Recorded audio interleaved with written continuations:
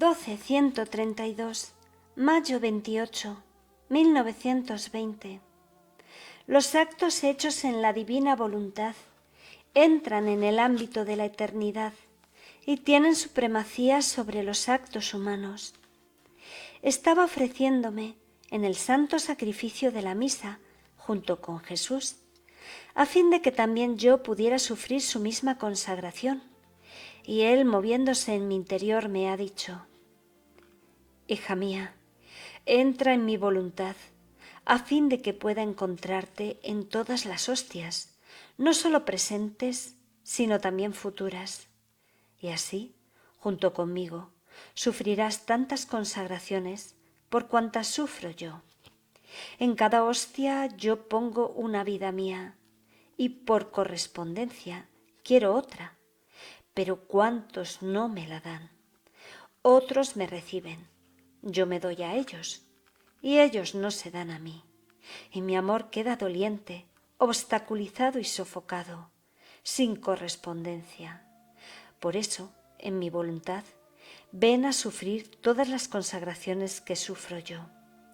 Y así encontraré en cada hostia la correspondencia de tu vida, y no solo mientras estés en la tierra, sino también cuando estés en el cielo. Porque habiéndote tú consagrado anticipadamente mientras estás en la tierra, en mi voluntad, al ir sufriendo yo las consagraciones hasta la última, así también las sufrirás tú, y yo encontraré hasta en el último de los días la correspondencia de tu vida.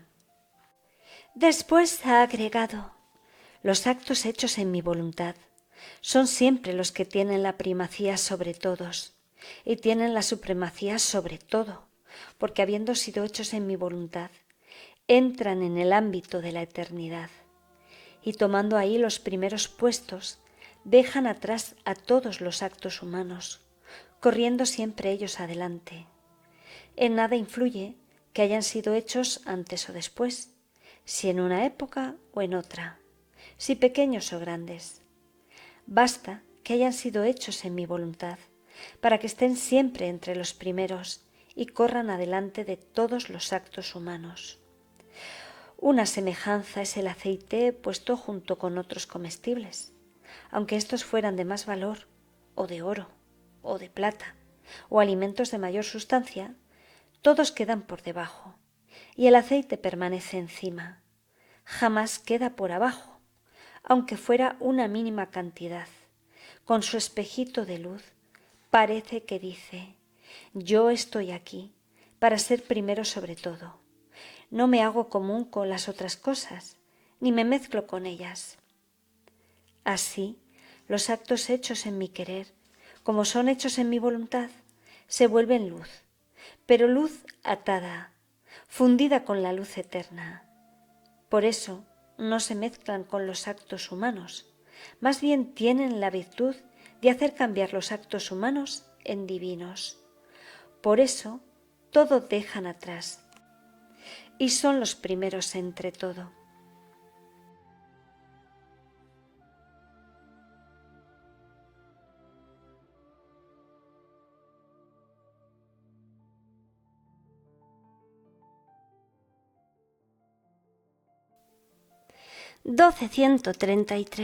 Junio 2, 1920. Jesús sintió la pena de la separación que el hombre había causado con el pecado. Continuando mi habitual estado y recogiéndome en la oración, veía un abismo en mí, donde no podía descubrir el fondo, y en medio de este abismo de profundidad y anchura, a mi dulce Jesús afligido y taciturno. Yo no sabía comprender cómo lo veía en mí, y me sentía lejana de él, como si no estuviera para mí. Mi corazón quedaba torturado por ello, y sentía el desgarro de una muerte cruel. Y esto no una vez, sino cada vez que me encuentro en este abismo, como separada de mi todo, de mi vida. Ahora, mientras mi corazón goteaba sangre, mi siempre amable Jesús, saliendo de este abismo, me ha rodeado el cuello con sus brazos, poniéndose tras de mis espaldas, y me ha dicho: querida hija mía, tú eres mi verdadero retrato. Oh, cuántas veces mi gimiente humanidad se encontraba en estas torturas. Ella estaba fundida con la divinidad. Más bien, eran una sola cosa. Y mientras eran una sola cosa, yo sentía el desgarro del abismo, de la separación de la divinidad, que mientras me envolvía dentro y fuera, fundido con ella, me sentía lejano. Mi pobre humanidad debía pagar la pena y la separación que con el pecado la humanidad prevaricadora había causado. Y para volverla a unir a la divinidad, debía sufrir toda la pena de su separación. Pero cada instante de separación era para mí una muerte despiadada. He aquí la causa de tus penas y del abismo que tú ves. Es mi semejanza. También en estos tiempos desventurados, la humanidad corre como en precipitada fuga lejos de mí, y tú debes sentir la pena de su separación para poderla unir nuevamente a mí. Es verdad que tu estado es demasiado doloroso, pero es siempre una pena de tu Jesús. Y yo, para darte fuerza, te tendré estrechada desde atrás de tus espaldas, porque mientras te tengo más segura, doy más intensidad a tu pena. Porque si me tuvieras delante, con solo ver mis brazos junto a ti, la pena disminuiría y mi semejanza en ti se formaría más tarde.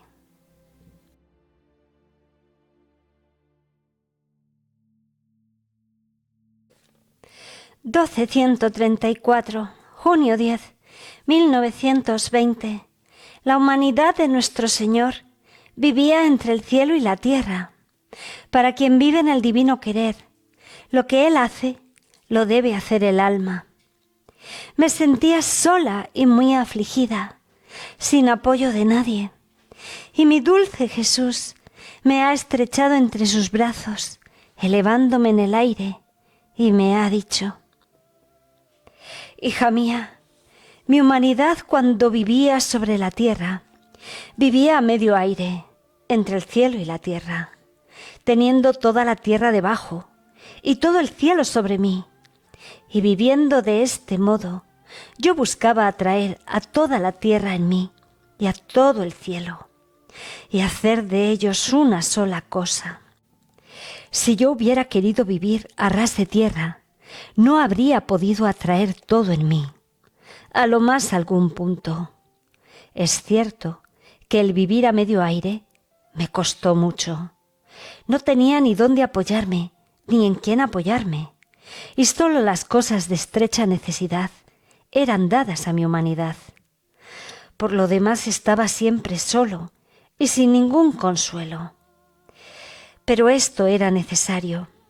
Primero, por la nobleza de mi persona, a la que no convenía vivir en lo bajo, con apoyos humanos viles e inconstantes. Segundo, por el gran oficio de la redención, que debía tener la supremacía sobre todo. Por lo tanto, me convenía vivir en lo alto sobre todos. Ahora, a quien llamo a mi semejanza, la pongo en las mismas condiciones en las que puse a mi humanidad. Por eso, tu apoyo soy yo, mis brazos son tu sostén, y haciéndote vivir en mis brazos a medio aire, te pueden llegar solo las cosas de extrema necesidad. Para quien vive en mi querer, desapegada de todos, dedicada toda a mí, todo lo que no es de extrema necesidad son cosas viles y un degradarse de su nobleza. Y si le vienen dados los apoyos humanos, siente el mal olor de lo humano, y ella misma los aleja.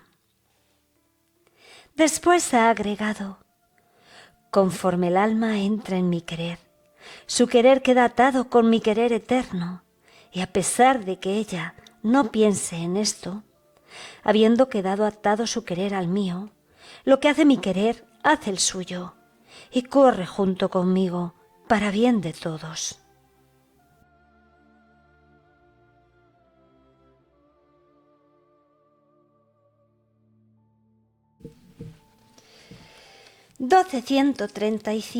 Junio 22, 1920. La santidad de la humanidad de Jesús fue el pleno desinterés. Estaba, según mi costumbre, llevando a mi dulce Jesús a toda la familia humana, rezando, reparando, sustituyéndome a nombre de todos, por lo que cada uno está en deber de hacer. Pero mientras esto hacía, un pensamiento me ha dicho: piensa y ruega por ti misma. ¿No ves a qué estado tan penoso te ha reducido? Y casi me disponía a hacerlo, pero mi Jesús, moviéndose en mi interior y atrayéndome hacia Él, me ha dicho: hija mía, ¿por qué quieres apartarte de mi semejanza? Yo jamás pensé en mí mismo. La santidad de mi humanidad fue el completo desinterés. Nada hice para mí, sino que todo lo sufrí y lo hice para las criaturas. Mi amor puede decirse verdadero, porque estuvo sellado por mi propio desinterés. Donde está el interés, no se puede decir que hay una fuente de verdad. El alma, con el desinterés propio, se pone delante de todos, y mientras se pone delante, el mar de mi gracia la toma por detrás, inundándola, de manera que la hace quedar toda sumergida en él, sin que ni siquiera ella lo advierta. En cambio, quien piensa en sí misma es la última, y el mar de mi gracia le queda adelante, y ella debe, a fuerza de brazo, surcar el mar, si es que lo logra, porque el pensamiento de sí misma le creará tantos obstáculos que le infundirá temor de arrojarse en mi mar, y estará en peligro de quedarse en la orilla.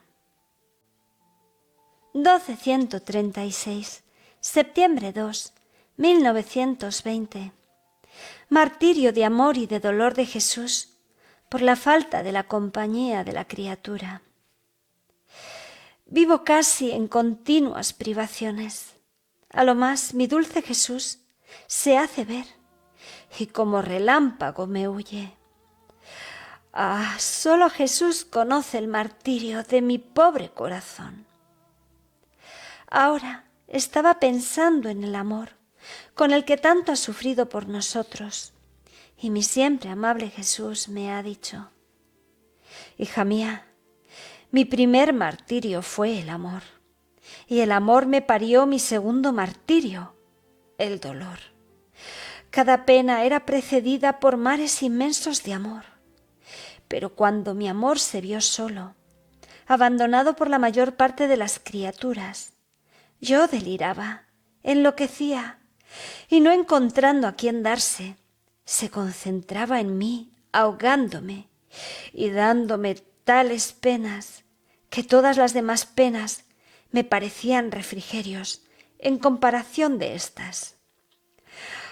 Ah, si tuviera compañía en el amor, me sentiría feliz, porque todas las cosas, con la compañía, adquieren la felicidad, se difunden, se multiplican. El amor junto a otro amor es feliz, aunque fuera un pequeño amor, porque encuentra a quien darse, a quien hacerse conocer, a quien poder dar vida con su mismo amor. Pero junto a quien no lo ama, a quien lo desprecia, a quien no se ocupa de él, es muy infeliz, porque no encuentra el camino para comunicarse y para darle vida. La belleza, junto a la fealdad, se siente deshonrada y parece que se rechazan mutuamente, porque la belleza odia a la fealdad y la fealdad se siente más fea junto a la belleza. Pero la belleza junto a otra belleza es feliz y recíprocamente se comunican su belleza. Y así de todas las demás cosas. ¿Para qué le sirve al maestro ser docto? Haber estudiado tanto si no encuentra un alumno a quien enseñar? Oh, cómo es infeliz al no encontrar a quien enseñar tanta doctrina. ¿Para qué le sirve al médico haber comprendido el arte de la medicina si ningún enfermo lo llama para hacer conocer su valor? ¿Para qué le sirve al rico ser rico si nadie le está junto y estando solo, a pesar de sus riquezas, no encontrando el camino para hacerlas conocer y comunicarlas, tal vez se muera de hambre? Únicamente la compañía es lo que hace feliz a todos, lo que hace desarrollar el bien y lo hace crecer. El aislamiento hace infeliz y esteriliza todo. ¡Ay, hija mía! Cómo mi amor sufre este aislamiento, y los pocos que me hacen compañía forman mi refrigerio y mi felicidad.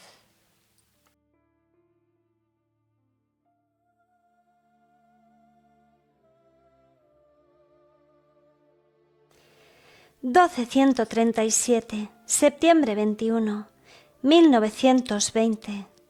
Los actos hechos en la divina voluntad quedan confirmados en ella. Estaba haciendo mis actos en el querer santísimo de mi Jesús, y Él, moviéndose en mi interior, me ha dicho: hija mía, a medida que el alma hace sus actos en mi voluntad, así queda su acto confirmado en mi voluntad. Es decir, si reza en mi voluntad, quedando confirmada en mi voluntad, recibe la vida de la oración, de manera que no tendrá más necesidad de esforzarse para rezar, sino sentirá en sí la actitud espontánea en el rezar, porque quedando confirmada en mi voluntad, sentirá en sí misma la fuente de la vida de la oración, que así como un ojo sano no hace esfuerzo para ver, sino naturalmente ve los objetos, se alegra y goza porque contiene la vida de la luz en el ojo. Pero un ojo enfermo, ¡cuántos esfuerzos! ¿Cómo sufre al ver? Así, si sufre en mi voluntad, si obra, sentirá en sí la vida de la paciencia, la vida del obrar santamente. Así que conforme quedan confirmados sus actos en mi voluntad, pierden las debilidades, las miserias y lo humano, y quedan sustituidos por fuentes de vida divina.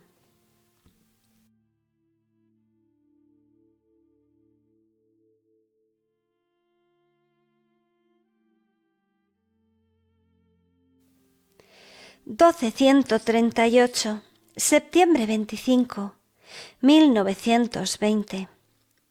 La verdad es luz, semejanza con el sol. Encontrándome en mi habitual estado, veía a mi siempre amable Jesús como si pusiera en mi interior un globo de luz, y después me ha dicho: hija mía, mi verdad es luz, y al comunicarla a las almas, siendo ellas seres limitados, les comunico mis verdades con luz limitada, pues no son capaces de recibir la luz inmensa. Sucede como al sol, que mientras en lo alto del cielo se ve un globo de luz limitado, circunscrito, la luz que expande inviste toda la tierra, la calienta, la fecunda, así que al hombre le resulta imposible numerar las plantas fecundadas, las tierras iluminadas y calentadas por el sol, mientras que en lo alto de los cielos, con una sola mirada a lo alto del cielo, lo ve completo, pero no puede ver hasta dónde va a terminar la luz, ni el bien que hace. Así sucede a los soles de las verdades que comunico a las almas. Dentro de ellas parecen limitadas, pero cuando estas verdades salen fuera, ¿cuántos corazones no tocan? ¿Cuántas mentes no iluminan? ¿Cuántos bienes no hacen? Por eso has visto que he puesto en ti un globo de luz. Son mis verdades que te comunico. Sé atenta en recibirlas. más atenta en comunicarlas, para dar curso a la luz de mis verdades. Después he vuelto a la oración y me he encontrado en brazos de mi mamá celestial, que estrechándome a su seno me acariciaba. Pero después no sé cómo lo he olvidado y me estaba lamentando de que todos me habían dejado. Y Jesús, pasando por delante, me ha dicho: poco antes ha venido mi mamá, que con mucho amor te ha estrechado entre sus brazos. Pero mientras lo decía, lo he recordado. Así sucede conmigo. ¿Cuántas veces vengo y tú lo olvidas? Podría tal vez estar sin venir. Más bien hago como la mamá cuando su bebita duerme. La besa, la acaricia, pero la bebita no se da cuenta y cuando se despierta se lamenta de que la mamá no la besa ni la ama. Así haces tú. ¡Viva Jesús, artífice de amorosas estratagemas!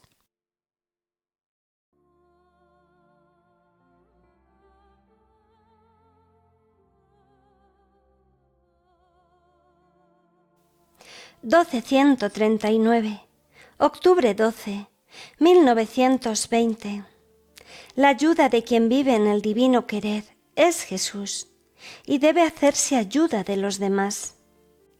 Me sentía muy oprimida y sola, sin ni siquiera la esperanza de tener una palabra de ayuda, de seguridad, y aunque sean personas santas, me parece que si vienen a mí, quieren ayuda, consuelo, quitarse dudas, pero para mí nada.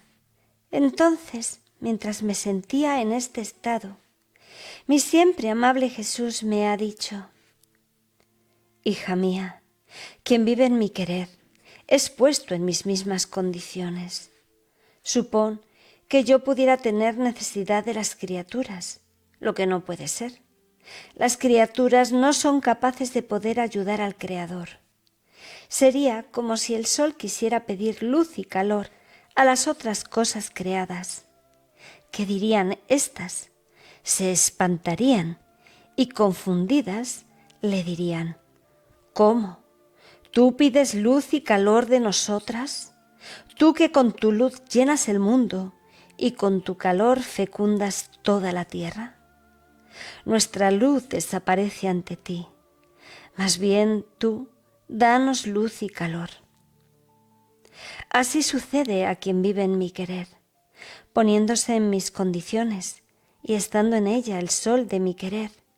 Es ella la que debe dar luz, calor. Es ella la que debe ayudar, dar seguridad y consolar. Así que tu ayuda soy yo solo. Y tú, desde dentro de mi querer, ayudarás a los demás.